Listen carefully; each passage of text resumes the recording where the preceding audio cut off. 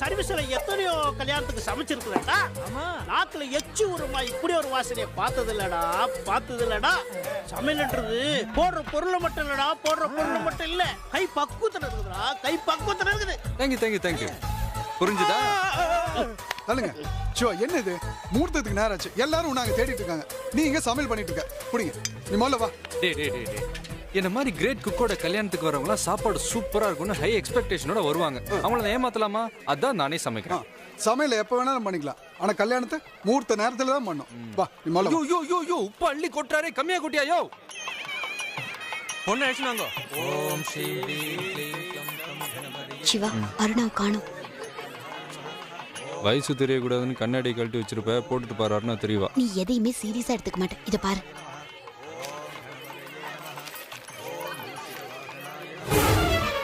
கல்யாணங்கிறது பெத்தவங்களுக்கு கடமை, ஆனா ஒரு பொண்ணுக்கு அது கனவு.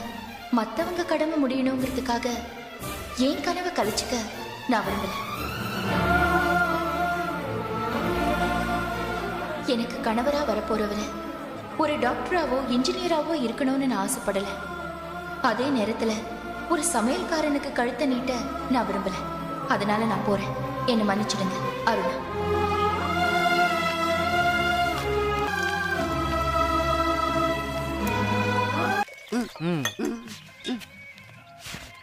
சிவா, உனக்கு நடந்த கொடுமை வேற யாருக்கும் நடக்கக்கூடாது.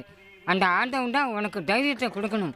என்னதான் தைரியத்தை தந்தாலும் இந்த அவமானத்தை எப்படி தாங்கிக்க முடியும்? மூணாவது மனுஷன் நான், என்னாலே தாங்கிக்க முடியல.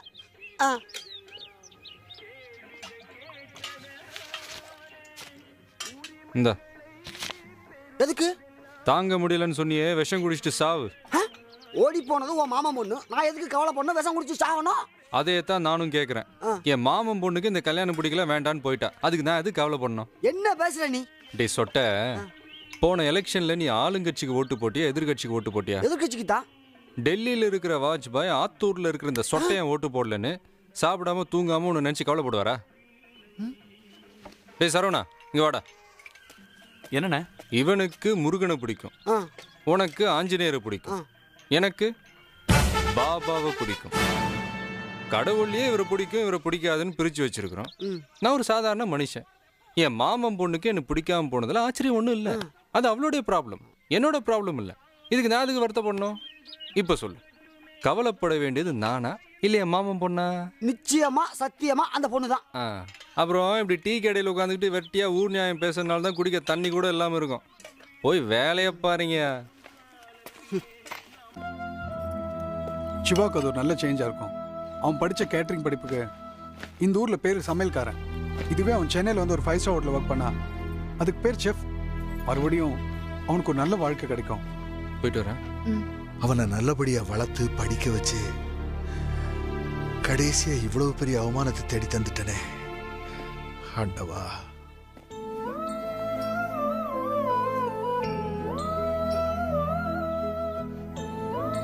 சிவா, இது ஏன் அவமானமா நினைக்கிறீங்க? பொண்ணு போயிட்டாலேன்னு வருத்தப்படுறதை விட எனக்கு அவமானம் நினைக்கிறீங்க பாருங்க. இதான் மாமா நம்ம 2 பேருக்கும் இருக்கிற பாசம். அருணாவுக்கும் எனக்கும் கல்யாணம் இருந்தா நான் அவங்க மருமகனாக இருப்பேன். ஆனால் என்றைக்குமே நான் அவங்க மகனாக இருக்கணும்னு தான் இந்த கல்யாணம் நடக்கல. நான் போயிட்டு வரேன்.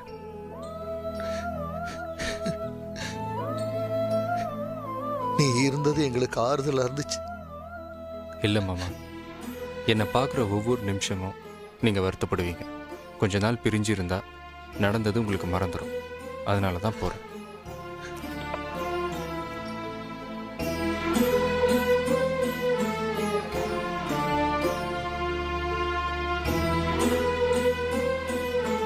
சார், நீங்க மட்டும் வந்திருக்கீங்க, உங்க வைஃப் வரலையா? இல்லைங்க, கல்யாணம் நின்று போச்சு. ஏன்? ஒரு சமையல்காரனை கல்யாணம் பண்ணிக்க மாட்டேன்னு. போதும், நிறுத்துடா. சாரி. பரவாயில்ல. கன்சாமி எங்க? ஏ மனிதா, எழுத்து என் வேள்வி, எழுதுகோல் என் தெய்வம். யார் சொன்னது? நான் தான் உள்ள வரும்போது சொல்லிட்டே வந்தேன். என்னடா இது? பொதுமக்களுக்கு நிறைய கருத்து சொல்ல வேண்டியிருந்துச்சு, அதுக்கு நோட்ஸ் எடுக்க வேண்டியிருந்துச்சு. அதனால தான் இதை தேடி பிடிச்சு வாங்கிட்டு வந்தேன். பை தி பை, உங்களை பற்றி எனக்கு நல்லா தெரியும். என்னுடைய ஆழ்ந்த அனுதாபங்கள். ஏன் கல்யாணம் நின்று போனதுக்கா? இல்லை, சீர்மிகு சென்னைக்கு வந்ததுக்கு. சிவா, வேலை கிடைச்சதுக்கு அப்புறம் வேணா லேட்டா போலாம்டா. இன்டர்வியூக்கு லேட்டா போக கூடாதுடா. கோச்சுக்காதீங்கண்ணா. நீ முதல்ல இன்டர்வியூ கிளம்பு. Thank you. It's okay. Good morning sir. Yes good morning. ஐயோ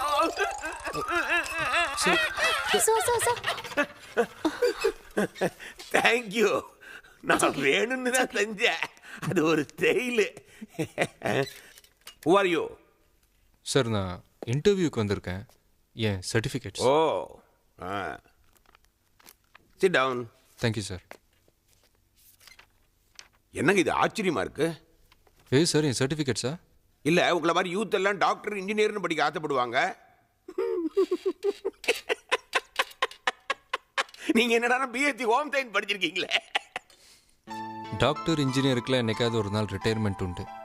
ஆனால் சமைக்கிறதுக்கும் சாப்பிட்றதுக்கும் என்றைக்குமே ரிட்டையர்மெண்ட்டே கிடையாது. அதனால தான் இந்த படிப்பை தேர்ந்தெடுத்தேன். இந்த படிப்பையே புது அங்கல்ல பார்த்துருக்கீங்க. Very good. ஃபர்ஸ்ட் கொஸ்டின், இந்த உலகத்திலேயே பெஸ்ட் குக்கு யாரு? அம்மா தான் சார். எப்படி சொல்றீங்க? நம்ம குழந்தையில பசின்னு எழுதப்போ தான் ரத்தத்தையும் நம்ம உணவாக தந்தது அம்மா தான் சார். மற்றவங்களாம் வெறும் சாப்பாடை மட்டும்தான் பரிமாறுவாங்க. ஆனால் சாப்பாட்டோட பாசம், அன்பு இது எல்லாத்தையும் சேர்த்து பரிமாற தாயால் மட்டும்தான் சார் முடியும். Well done. Very good. Sir, இவர் ஓனர் பொண்ணு அனுப்பின கேண்டிடேட். இதுக்கப்புறம் வரவர் தான் ஓனர் ரெக்கமெண்ட் பண்ண கேண்டிடேட். எல்லாத்தையும் லேட்டாவே வந்து சொல்லு போ. எல்லா கேள்விக்கும் கரெக்டா பதில் சொல்றானே, இவன் எப்படி கழட்டி விடுறது? ஓகே, 200 பேருக்கு சமைக்க சொல்லி எங்க ஹோட்டல் ஆர்டர் தந்தா நீங்க எத்தனை பேருக்கு சமைப்பீங்க? நல்ல ருசியா சமைக்கணும்னா 200 பேர் சாப்பிட்ற அளவுக்கு சமைக்கணும். ஆனா உங்க ஹோட்டல்ல சமைக்கிற மாதிரி சமைச்சா 50 பேர் சமைச்சா போதும். கிண்டதோட கிண்டலும் சேர்ந்து வருமோ? ஆமா சார், இந்த ஸ்டார் ஹோட்டல்ல பில்லோட சேர்ந்து டாக்ஸ் வரும்ல, அந்த மாதிரி. நாம் அவனை வர நினைச்சா அவன் நம்மள வர்றானே. கடைசியா ஒரே ஒரு கேள்வி, நான் ஏன் உங்களுக்கு வேலை கொடுக்கணும்? உங்களுக்கு சமைக்க தெரியாதுல்ல, அதனால.